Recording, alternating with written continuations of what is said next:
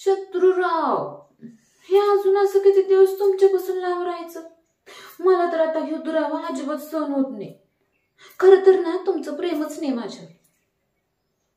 होय का? खरंच प्रेम असतं ना तर लगीन करून कवाच घरी घेऊन गेला असत.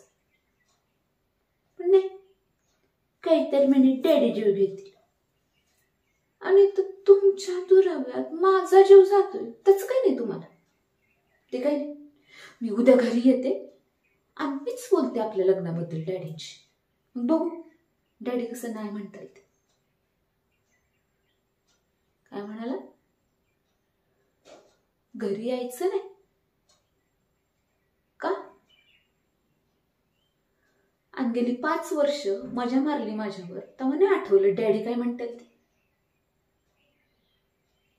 शेवटचं सांगते,